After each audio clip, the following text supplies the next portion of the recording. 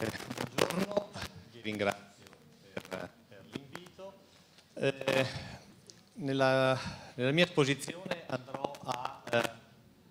toccare una serie di problematiche legate a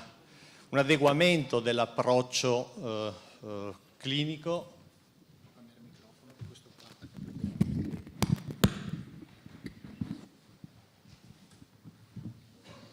Grazie. In questa relazione, in questa esposizione, andrò a rivedere una serie di principi, una serie di metodi di approccio alla soddisfazione dei bisogni del malato,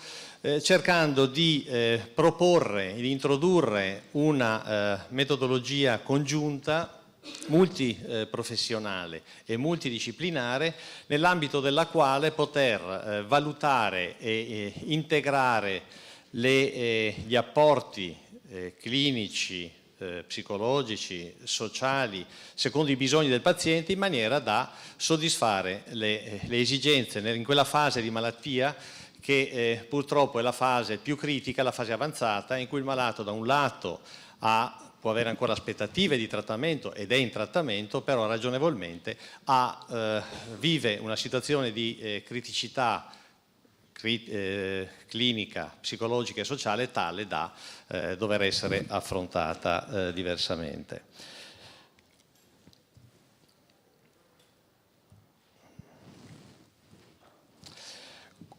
Il principio è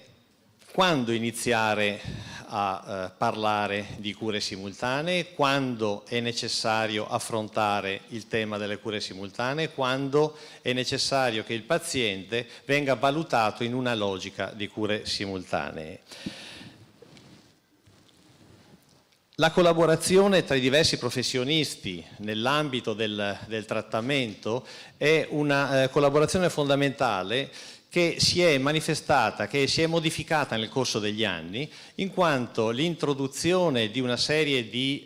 nuovi farmaci, di nuove metodologie diagnostiche, ha comportato che la condizione cosiddetta di irreversibilità, che nel passato conduceva rapidamente a un approccio di cure palliative in cui, in una forma anche se positiva, però comunque conduceva a quella che era la medicina di passaggi, oggi come oggi invece è una condizione di estrema variabilità ed estrema plasticità, in cui il malato può incorrere più volte nel corso del proprio iter di malattia e quindi nell'iter terapeutico in passaggi da fasi curative a fasi di trattamento cosiddetto palliativo in cure simultanee, per cui abbiamo assistito nel corso del tempo a una variazione, una modificazione di quello che è l'approccio che nel passato era definito solo di cure palliative. Questo incide sostanzialmente in due concetti: incide sul concetto fondamentale di sopravvivenza e incide anche sul concetto di qualità della vita. Il problema sostanzialmente qual è? Il problema è che in questo ambito è necessario ed è importante avere a disposizione una serie di professionisti che si adeguano, che collaborano e che interscambiano informazioni e hanno una modalità di approccio comune. Questo tipo di approccio, definito approccio delle cure simultanee, è un approccio che viene ripreso in letteratura e da parte delle più note, più diffuse, più importanti società scientifiche, con l'obiettivo di intervenire tempestivamente nel percorso di cura e poter rapidamente instaurare un rapporto tra professionisti a favore del paziente, in maniera da poter condividere le scelte cliniche, i percorsi assistenziali, cercando di fornire la miglior risposta ai bisogni del malato.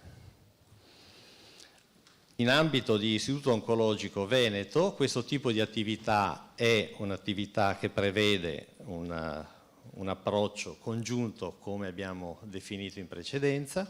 L'obiettivo dell'integrazione è chiaramente il benessere del paziente ed è chiaramente una risposta ai bisogni in quella fase del paziente, senza che il paziente si veda trasferire in un setting assistenziale piuttosto che in un altro. Quando e perché stabilire o definire un approccio di cure simultanee o di cure palliative? Laddove l'approccio di cure simultanee è un approccio in cui c'è una condivisione e c'è una necessità di assistenza comunque continua nel percorso di cura, nel percorso del trattamento antineoplastico, mentre si definisce per cure palliative un trattamento in cui il paziente non è più soggetto ad alcun trattamento antineoplastico. È chiaro che nel corso degli ultimi tempi, nel corso degli ultimi anni,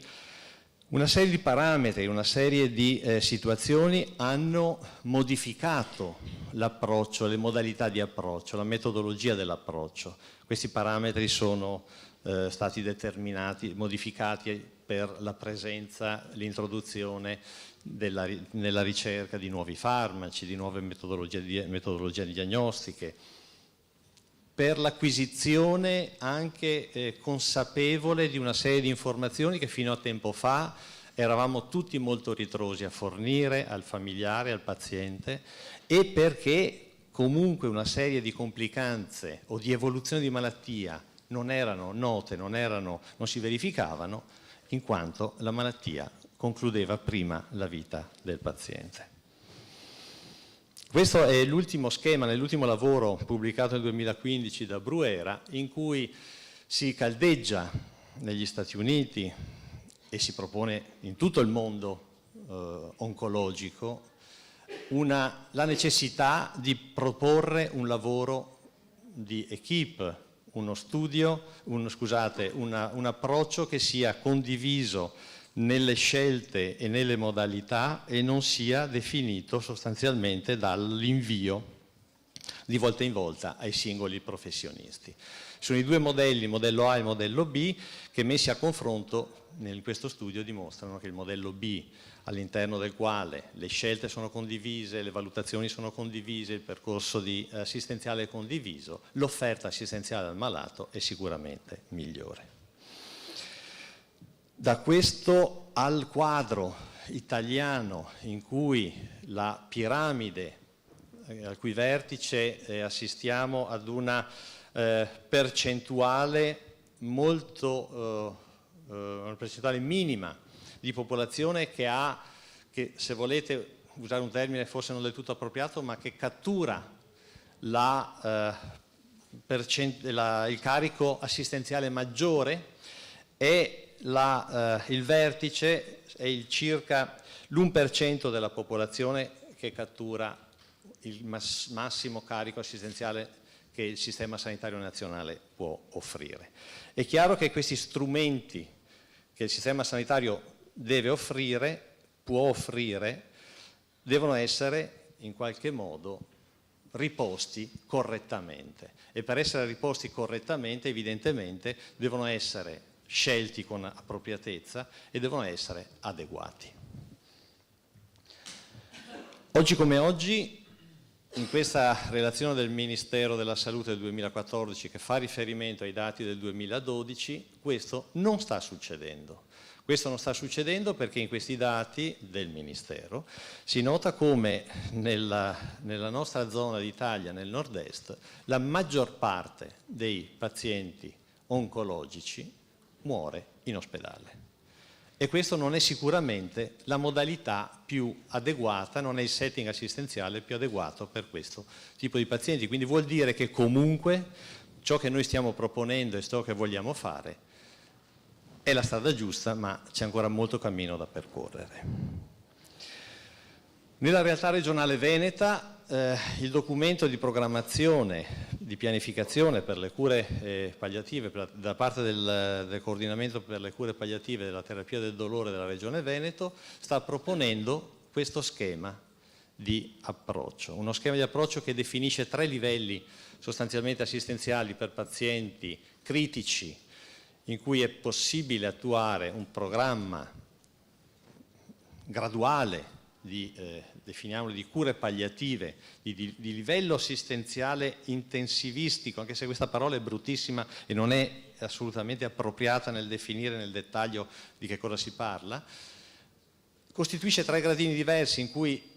tutti i professionisti intorno al paziente devono essere coinvolti, dal medico di medicina generale all'equipe o nucleo di cure palliative previsto dalla normativa regionale e dal gruppo e l'equipe di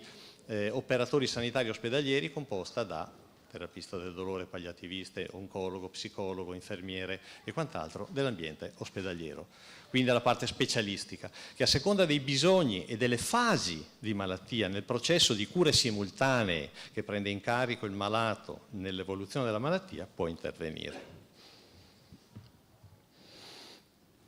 Quando quindi attivare le cure simultanee? Le cure simultanee vanno attivate laddove vi sia o un problema di tipo sanitario specifico, fisico, psicologico, laddove vi siano delle problematiche che emergono dalle valutazioni a favore sia del malato sia della famiglia, sia per quanto riguarda l'evoluzione presunta della malattia. Rapidamente scorro delle immagini che non sono nient'altro che un sistema informatizzato che è molto poco importante farvi vedere in quanto tale, ma che vi dimostra come, ad esempio, il sistema telematico, l'informatizzazione delle comunicazioni siano tali da poter favorire i flussi informativi dall'ospedale, nel nostro caso l'istituto oncologico, verso il territorio, laddove è necessario trovare un sistema di colloquio con le cure primarie, con i nuclei di cure palliative, con i medici di medicina generale, che in tempo reale riescano in qualche modo a ricevere informazioni ed essere messi in grado di soddisfare le esigenze del paziente. Il nostro sistema è tale per cui nell'ambito dell'ambulatorio multidisciplinare di cure simultanee, con questo sistema informatizzato in tempo reale forniamo al distretto e al medico di medicina generale tutte le informazioni per poter attivare tempestivamente un'assistenza domiciliare di vari gradi, con vari obiettivi, che vengano poi o meno attivate o comunque soddisfatte da parte dei distretti sociosanitari. 2 dati rapidissimi, questa è la casistica che abbiamo avuto in questo nostro ambulatorio, rappresentato da un oncologo, una collega della nutrizione clinica, una psiconcologa e un palliativista e un'infermiera case manager. Scusate, sì. Questo è il dettaglio delle problematiche che sono emerse dalla valutazione di questi malati e sono chiaramente a seconda dei problemi che emergono, si provvede ad un'attivazione o settoriale monotematica da parte dei professionisti o all'invio comunque per l'attivazione da parte del distretto oppure a un rientro comunque a controllo nell'ambito dell'ambulatorio multidisciplinare a distanza di un tempo previsto. La cosa più importante sostanzialmente che emerge, ahimè, purtroppo, è questa, che nonostante avessimo affrontato per 400 pazienti, vi ricordo che l'Istituto Oncologico Veneto valuta circa 3.000-3.500 nuovi pazienti chiaramente oncologici all'anno, 400 pazienti che passano, che vengono valutati, che vengono visti, con i quali si hanno dei colloqui in ambito multidisciplinare nell'ambulatorio di cure simultanee, e purtroppo questi sono i dati di corrispondente attivazione delle cure primarie da parte del medico di medicina generale del distretto che noi chiediamo. Quindi questa percentuale di pazienti per i quali noi chiediamo la collaborazione e l'attivazione sul territorio hanno queste risposte. Quindi circa un quarto vengono rifiutate e di questo quarto circa poco meno della metà sono rifiuti attribuibili al medico di medicina generale. Quindi, per finire con una frase di Bruera, le cure palliative hanno inizio a manifestarsi dei bisogni del malato e dei suoi familiari. Grazie.